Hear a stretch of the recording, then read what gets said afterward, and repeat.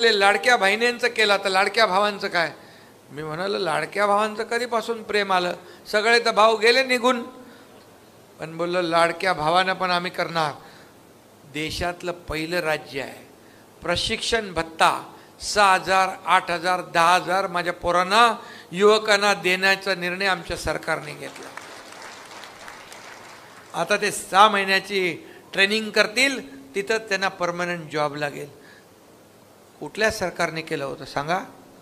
आतापर्यंतच्या इतिहासामध्ये नाही। महत्त्वाची योजना आपल्याला कल्पना आहे की या ठिकाणी आपल्या तरुणांना रोजगार मिळावा, या दृष्टीने त्यांची एक अप्रेंटिसशिपची योजना आपण सुरू केली आहे की जी आस्थापना त्यांना नोकरी देईल त्याला वर्षभर त्याचा पगार हा आपण राज्य सरकारच्या माध्यमातून 10,000 रुपयापर्यंतचा पगार देणार आहोत। आणि ही जी मुलं एकदा तिथे लागली, त्यांनी चांगलं काम केलं तर तिथे परमनंट होतील। लोक रोजगारसाठी अप्लाय करतात त्यावेळी प्रश्न त्याने असा विचारता की तुमचा एक्सपिरियन्स काय?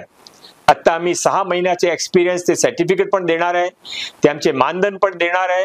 आणि आमच्या सर्वांची अशी अपेक्षा आहे की 10 लाख लोकांमध्ये कमीत कमी 50% लोकांना तिथे ज्या आस्थापनामध्ये ते प्रशिक्षण घेत आहे तिथे त्यांना परमनंट रोजगार मिळेल। एक मोठी क्रांती रोजगारच्या क्षेत्रामध्ये या योजनेच्या माध्यमातून महाराष्ट्रामध्ये आता आम्ही सुरू केली आहे। ते आपले सर्वांचे सहायतातून आणि महाराष्ट्राच्या लोकांचे चांगले प्रतिसादातून आणि सर्व जे काही आस्थापना त्यांच्या सहयोगातून हा क्रांती आता सफलताच्या मार्गावर। मुख्यमंत्री युवा कार्य प्रशिक्षण योजनेअंतर्गत प्रशिक्षणार्थींना अर्थातच लाडक्या भाऊंना आहे त्याच आस्थापनांवर कायम करण्याचा दिलेला शब्द शासनानं पूर्ण करावा, अन्यथा महाराष्ट्रभरात रास्ता रोको आंदोलन करण्यात येईल असा इशारा आदर्श मल्हार बहुजन सेना ऑल इंडिया अभिलाल देवरे यांनी पत्रकार परिषदेच्या माध्यमातून शासनाला दिला। मूळ धुळे जिल्हा मराठी पत्रकार संघाच्या कार्यालयात झालेल्या पत्रकार परिषदेत त्यांनी ही माहिती दिली आहे। माजी मुख्यमंत्री तथा विद्यमान उपमुख्यमंत्री एकनाथ शिंदे यांनी निवडणुकीपूर्वी लाडक्या भाऊंना कायम करण्याचा शब्द दिला होता, मात्र शासनानं कायम न करता या योजनेतील प्रशिक्षणार्थींना 11 महिन्यांची मुदत वाढवून दिली आहे। मुदत वाढवून दिल्यानं शासनाचे आभारच, मात्र दिलेल्या शब्दाचं काय असा सवाल उपस्थित करत राज्य शासनानं प्रशिक्षणार्थींना कायम करण्याचं परिपत्रक काढावं अशी मागणी देवरे यांनी केली आहे। धुळे जिल्ह्यातील 3,500 तर राज्यामध्ये 1,20,000 प्रशिक्षणार्थी या योजनेच्या माध्यमातून काम करतायत। प्रशिक्षणार्थींना कायम करण्यासाठी सभागृहात अनेक आमदारांनी अनेकदा आवाज उठवलाय, त्यामुळे शासनानं तात्काळ प्रशिक्षणार्थींना कायम करावं ही मागणी करण्यात आली आहे। महाराष्ट्रातील तमाम मुख्यमंत्री युवा कार्य प्रशिक्षण योजनेअंतर्गत माझे लाडके भाऊ आणि बहिणींसाठी गेल्या 6 महिन्यापासून प्रशिक्षण चालू होतं।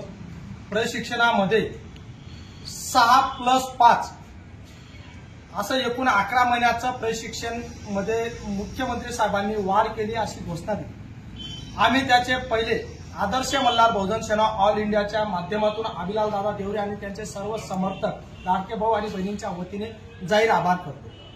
मुख्यमंत्री साहेबांजवळ ज्यावेळेस आम्ही 6 महिन्यापासून मागणी करत होतो त्यावेळेस महाराष्ट्रातील तमाम मुख्यमंत्री योजनेतील लाडके भाऊ आणि बहिणींनी आम्हाला साथ दिली। विशेषतः सत्ताधारी आणि विरोधी पक्षाचे आमदार खासदार मंत्री यांनी साथ दिली। माननीय अजितदादा पवार यांना मी प्रत्यक्षात अभिलाल देवरे समाधानकारक चर्चा केली, त्यांनी दिलेला शब्द त्यांनी खरा ठरवला, त्यांनी आम्हाला 5 महिन्याची मुदत वाढ करून दिली। साहेबांना आमची एकच विनंती आहे, तुम्ही ज्या ठिकाणी आम्हाला आस्थापनावर दिलं त्याच आस्थापनावर आमचं प्रशिक्षण पूर्ण झाल्यानंतर आम्हाला कायम करा।